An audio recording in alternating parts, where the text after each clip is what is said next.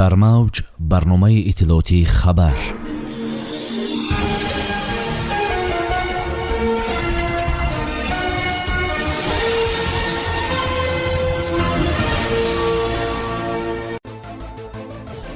ҳушдори президенти ҷумҳурии Тоҷикистон аз ҷанги дохили Афғонистон ва афзоиши гурезаҳо ба кишварҳои созмони ҳамкории Шанхай ва созмони аҳдномаи амнияти дастаҷамъӣ. дар душанбе гуфтушунидҳо байни толибону тоҷикон сурат мегирад. имрон хон ба президенти мамлакат муҳтарам эмомалӣ раҳмон: шумо тоҷикҳоро бинед, мо паштунҳоро. се шарики нави созмони ҳамкории Шанхай кадом кишварҳоянд? тағйироти кадрӣ дар созмони ҳамкории Шанхай.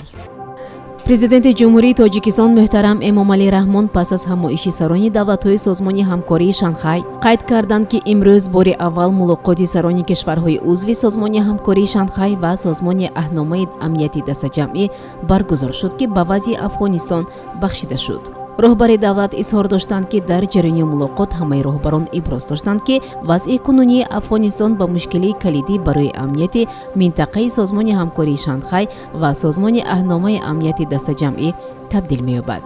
мо бо изтироби зиёд изҳор кардем, ки ин кишвар дар остонаи фалокати башардӯстона қарор дорад. дар ин бора пеш аз ҳама маълумоти созмони милали муттаҳид шаҳодат медиҳанд, таъкид доштанд роҳбари давлат муҳтарам Эмомалӣ Раҳмон. қайд гардид, ки дар ҷараёни мулоқот аксар ширкаткунандагон изҳор доштанд, ки сулҳ дар Афғонистон бидуни иқдомоти муассир барои ташкили ҳукумат бо барномаи васеъи этникию сиёсӣ имконнопазир аст. сарони кишварҳои узви созмони ҳамкории Шанхай ва созмони аҳномаи амнияти дастаҷамъӣ зикр карданд, ки режими сиёсии Афғонистон бояд ба ифодаи озодонаи иродаи мардуми афғон такя кунад. агар муколамаи васеъи байни афғонҳо таъмин нашавад, мо метавонем шоҳиди идомаи ҷанги шаҳрвандӣ, нақси ҳуқуқи башар дар ҳама самтҳо, таҳдиди ба таври оммавӣ рафтани гурезаҳо ба ҳама давлатҳо, аз ҷумла созмони ҳамкории Шанхай ва созмони аҳномаи амнияти дастаҷамъӣ бошем. роҳбари давлат афзуданд, зарур аст, ки вазъияти кунунии Афғонистон сабаби табдилӣ ёфтани кишвар ба макони терроризми байналмилалӣ нагардад. президенти ҷумҳурии Тоҷикистон муҳтарам Эмомалӣ Раҳмон изҳор доштанд, ки Тоҷикистону Покистон барои дар шаҳри Душанбе гузарондани гуфтушунидҳо байни толибону тоҷикон ба тавофуқ расиданд. мо ба тавофуқ расидем, ки барои дар шаҳри Душанбе гузарондани гуфтушунидҳо байни толибон тоҷикон мусоидат хоҳем намуд, қайд намуданд президенти мамлакат. мо ҳамсоя кишварҳои Афғонистон ба барқарории сулҳу субот дар ин кишвар аз як дида пеш аз ҳама манфиат дорем. мо бар онем, ки ба эътидол овардани вазъ дар Афғонистон ҳамчун кишвари пайвандгари шабакаҳои нақлиётии минтақавӣ ва байналмилалӣ ба хусус барои кишварҳои ҳамсоя муҳим мебошад, қайд намуданд роҳбари давлат. президенти ҷумҳурии Тоҷикистон изҳори умедворӣ карданд, ки сулҳу субот дар ин кишвари ҳамсоя ҳарчи зудтар барқарор гардад ва манфиатҳои тамоми гурӯҳҳои сиёсиву қавмӣ дар Афғонистон ба эътибор гирифта шаванд. ҳарчи тезтар аз байн бурдани низоъ ва ташаннуҷ дар вилояти Панҷшер тавассути эълон кардани оташбас ва кушодани роҳҳо барои таъмини кӯмакҳои башардӯстона, яъне аз ҷониби ниҳодҳои созмони милали муттаҳид, салиби сурх ва дигар ниҳодҳои байналмилалӣ ба мардуми ин минтақа аз вазифаҳои муҳимтарини имрӯза мебошанд, илова карданд роҳбари давлат. сарвазири Покистон пинҳон накард, ки бо президенти ҷумҳурии Тоҷикистон асосан сари Афғонистон суҳбат кардааст. ӯ дар оғоз баргузории муваффақонаи 20-мин солгарди таъсиси созмони ҳамкориҳои Шанхайро ба президенти ҷумҳурии Тоҷикистон муҳтарам Эмомалӣ Раҳмон табрик ва аз меҳмоннавозии мардуми Тоҷикистон ситоиш кард. имрон хон гуфт, як доираи васеъи ҳамкориҳои иқтисодии ду кишвар аз ҷумла дар соҳаи энержӣ, нақлиёт, насоҷӣ, сайёҳӣ ва ғайра ба баррасӣ гирифта шуданд. аммо муҳимтарин мавзӯъ, ки ҳар ду кишварро ба ташвиш овардааст, Афғонистон буд. дар ин нишаст мавзӯи калиди Афғонистон буд ва роҳбарони кишварҳо бархе аз боби ҳамкорӣ бо толибон сухан гуфта, зарурати таъсиси як ҳукумати фарогир дар Афғонистонро таъкид карданд.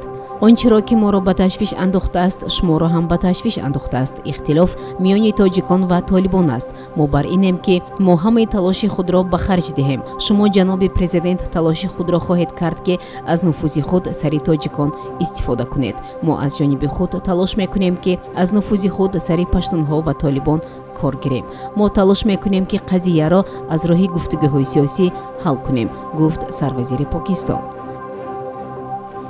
дар натиҷаи нишасти созмони ҳамкории Шанхай 30 санад ба имзо расид ки дар байни онҳо 3 пешниҳоди шомил кардани кишварҳо ба шарикони созмон тасдиқ шуд. бинобар маълумоти нашршуда қатар, миср ва арабистони саудӣ шарикони нави созмони ҳамкории Шанхай шуданд. ҳамчунин маълум буд ки тартиби вуруди Эрон ба созмони ҳамкории Шанхай дар ин нишаст ниҳоӣ мешавад. ёдовар мешавем ки Русия, Ҳиндустон, Қазоқистон, Қирғизистон, Чин, Покистон, Тоҷикистон ва Ӯзбекистон узви комилҳуқуқи созмони ҳамкории Шанхай мебошанд. дар ин созмон Афғонистон, Беларус ва Муғулистон ҳамчун нозир ширкат мекунанд, аммо имсол аз Афғонистон дар ин чорабинӣ намояндаи ҳузур надошт. дар ҳоли ҳозир Озарбойҷон, Арманистон, Туркия, Камбоҷа ва Непал шарикони муколамаи созмони ҳамкории Шанхай мебошанд. Владимир Норов, намояндаи Ӯзбекистон ки аз аввали соли 2019 дар мақоми дабири куллии созмони ҳамкории Шанхай фаъолият мекунад, мақомашро ба намояндаи Чин медиҳад. бар асоси санади имзокардаи роҳбарони давлатҳои узви созмони ҳамкории Шанхай дар душанбе дабири кулли нави ин созмон Жан Мин намоянда аз Чин таъин гардид. интизор меравад ки Жан Мин ба кор дар мақоми нав аз оғози соли оянда пардозад.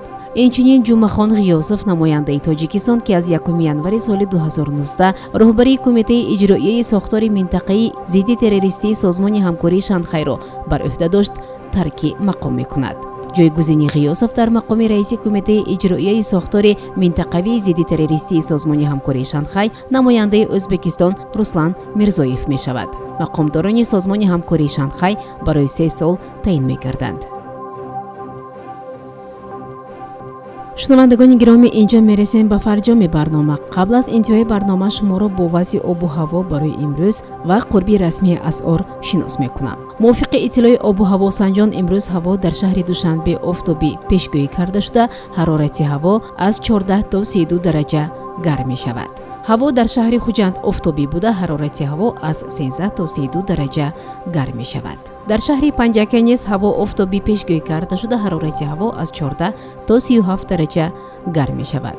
бонки миллии Тоҷикистон қурби расмии асъор нисбат ба сомониро барои имрӯз чунин муайян кардааст. 1 доллари амрикоӣ баробар аст ба 11 сомонию 31 дирам. 1 евро бошад баробар аст ба 13 сомонию 30 дирам. 100 рубли русӣ баробар аст ба 15 сомонию 58 дирам. ин буд барномаи иттилоотии хабар. то барномаи дигар тансияту хонабод бошед. хайр. барномаи иттилоотии хабар аз рӯйдодҳои Тоҷикистон, минтақа ва ҷаҳон огоҳ бош.